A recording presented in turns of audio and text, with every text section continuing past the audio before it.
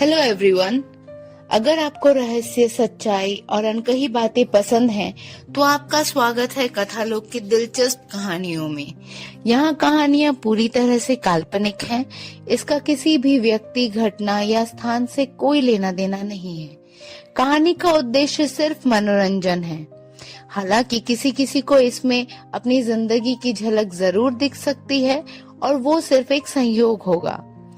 आप सुन रहे हैं कथालोक की पहली कहानी, चेहरे के पीछे।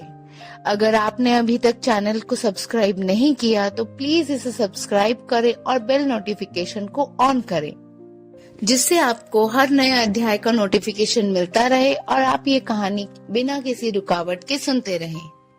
शुरू करते हैं हमारा 28वां अध्याय, नजर के पीछे का खेल।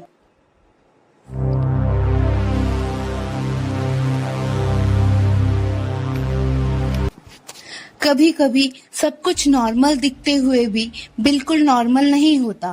स्टेज पर लाइट्स अब भी चमक रही थी, म्यूजिक चल रहा था, लोग हंस रहे थे, पर मेरे लिए सब कुछ धीरे धीरे धुंधला सा हो रहा था। राहुल अब भी मेरे पास खड़ा था, उसका हाथ मेरे हाथ पर, टाइट, कंट्रोल में। स्माइल, उसने धीरे से कहा। मैं मुस्कुरा दी, जैसे कोई पपेट। क्या मैं अब खुद के लिए डिसीजन ले रही थी या कोई और मेरे थ्रू डिसाइड कर रहा था? मेरी नजर मेहमानों की ओर घूमी। सब लोग नॉर्मल थे, पर एक चीज एबनॉर्मल थी, वो फीलिंग कि कोई मुझे देख रहा है। दूसरी तरफ उस अंधेरे कमरे में स्क्रीन्स एक के बाद एक फ्लिकर कर रही थी। एक स्क्रीन पर मेरा क्लोजअप, दूसरी पर राहुल का फेस जूम, तीसरी पर राघव का स्टिल फ्रेम, और उन सब के बीच एक कर्सर ब्लिंक कर रहा था। एक शैडोई फिगर चेयर पर बैठा था। जूम नताशा। मेरा फेस और क्लोज हो गया स्क्रीन पर। Fear level increasing. उसकी वो हल्की सी हंसी। परफेक्ट। इधर पार्टी में मैंने अचानक अपना हाथ राहुल के हाथ से छुड़ा लिया। मैं थोड़ा फ्रेश एयर लेने जा रही हूँ। राहुल ने सीधा मेरी आंखों में देखा। ज्यादा दूर मत जाना। उसकी आवाज में नरमी थी, पर वार्निंग भी। मैं धीरे धीरे पार्टी से दूर गई। म्यूजिक पीछे छूट गया। कॉरिडोर में आते ही सब कुछ अचानक शांत हो गया। एक गहरी खामोशी छा गई। यहाँ कोई नहीं था, सिर्फ मेरे हील्स की आवाज। मेरा फोन फिर से वाइब्रेट हुआ। मैंने फोन की स्क्रीन देखी। स्वीट 1708। मेरा दिल एकदम से तेज धड़कने लगा। वही फ्लोर जहाँ वो लोग हैं। ये ट्रैप हो सकता है या एक चांस, मैंने मन में कहा, पर अब पीछे हटने का ऑप्शन नहीं था। मैंने तुरंत ही लिफ्ट का बटन प्रेस किया। डोर स्लोली ओपन हुआ। जैसे ही मैं अंदर गई, लाइट्स फ्लिकर हुई और एक सेकंड के लिए मिरर में मेरा रिफ्लेक्शन थोड़ा सा देरी से मूव हुआ। मैं जम गई। ये क्या थे सब नॉर्मल, या शायद मैं ही नॉर्मल नहीं थी। लिफ्ट 17th फ्लोर पर जाकर रुक गई। डोर ओपन हुआ। कॉरिडोर में अंधेरा था, सिर्फ साइड में हल्की लाइट्स जल रही थी। एंड में रूम नंबर 1708। दरवाजा आधा खुला हुआ था। अंदर से हल्की नीली रोशनी आ रही थी।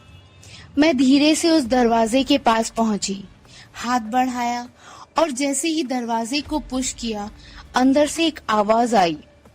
वेलकम नताशा। मेरा दिल रुक गया। उस आवाज ने जैसे मेरे अंदर तक सन्नाटा भर दिया हो। मैंने धीरे धीरे दरवाजा और खोला। रूम के अंदर हल्की नीली रोशनी थी, एसी की ठंडी हवा और एक अजीब सी मशीन की आवाज। कमरा खाली था। हेलो। मेरी आवाज खुद मुझे अजनबी लग रही थी। कोई जवाब नहीं, कमरे के बीच में एक स्लीक ग्लास टेबल थी। उस पर एक लैपटॉप जो कि पहले से ही ऑन थी, एक छोटा सा डिवाइस और एक रिंग बॉक्स, बिल्कुल वैसा जो अभी एंगेजमेंट में था।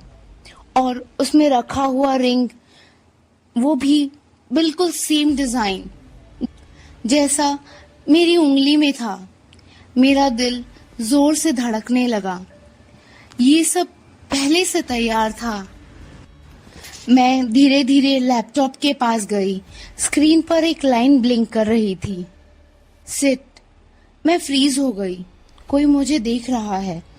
मेरी नजर अचानक कमरे के कोनों पर गई। Tiny black dots, cameras. दूसरी तरफ उस अंधेरे कमरे में वो अजनबी इंसान स्क्रीन पर मुझे देख रहा था। Good, she is following instructions. उसने माइक के पास झुककर धीरे से कहा। सिट नताशा। मेरे कानों में वही आवाज गूंजी। सिट। मेरे कदम अपने आप चेयर की तरफ बढ़ने लगे। मैं बैठ गई। ये कंट्रोल है या मैनिपुलेशन? मैंने मन में बुदबुदाया। लैपटॉप स्क्रीन अचानक चेंज हो गई। लाइव फीड चलने लगी। राहुल स्टेज से उतरकर फोन पर बात कर रहा था। Yes, she is there. मेरा दिल रुक गया। राहुल जानता है? स्क्रीन स्प्लिट हो गई।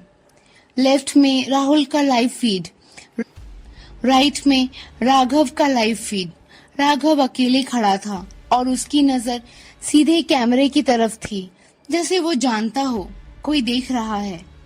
अचानक पीछे से एक आवाज आई। Interesting, don't you think? मैंने घबराकर पीछे देखा। कमरे के कोने में एक परछाई मूव हुई। मैं खड़ी हो गई। कौन है वहां? कुछ सेकंड तक पूरी खामोशी रही। फिर एक आदमी धीरे धीरे अंधेरे से बाहर आया।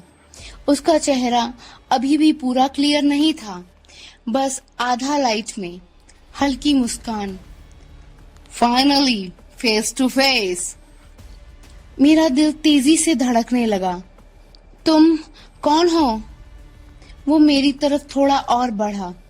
मैं वो हूँ जिसे तुम ढूंढ रही थी, या शायद जो तुम्हें ढूंढ रहा था। वो मेरे सामने खड़ा था, आधा चेहरा रोशनी में, आधा अंधेरे में। उसकी आंखें सीधे मेरे आंखों में, जैसे वो मुझे पढ़ रहा हो। मेरी आवाज हल्की कांपी। कौन हो तुम? वो मुस्कुराया। नाम से क्या होता है नताशा? गेम में रोल इम्पोर्टेंट होता है। मेरी सांसें तेज हो गई।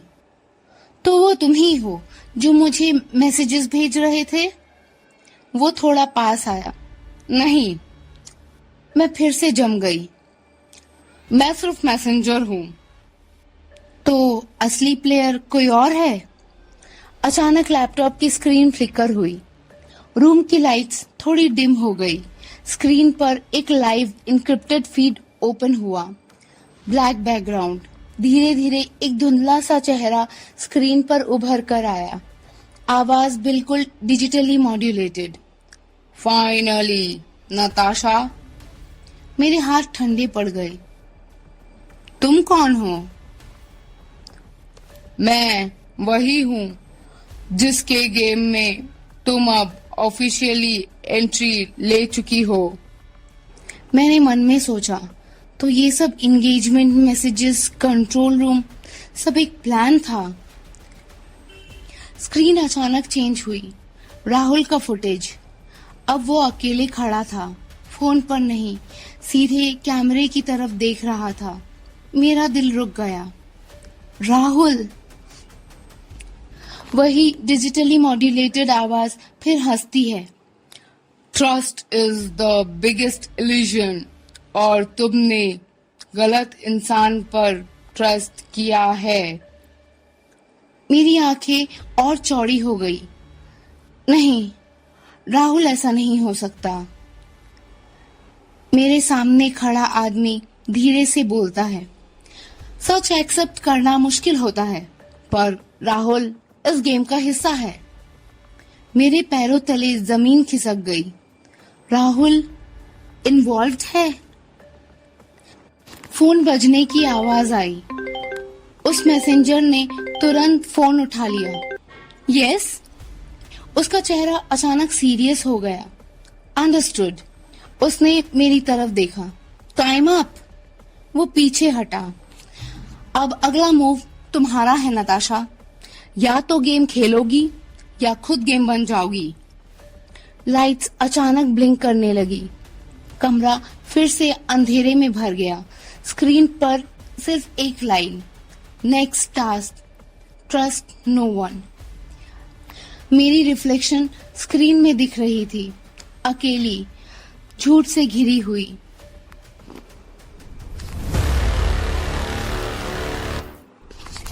क्या राहुल सच में इस गेम का हिस्सा है या ये सब एक इल्यूजन है? असली मास्टरमाइंड कौन है और उसका नताशा से क्या कनेक्शन है? नताशा अब क्या करेगी? गेम खेलेगी या सच एक्सपोज करेगी? जानने के लिए सुनिए हमारा अगला अध्याय कथालोक पर। आपको ये कहानी कैसी लग रही है हमें कमेंट करके जरूर बताएं।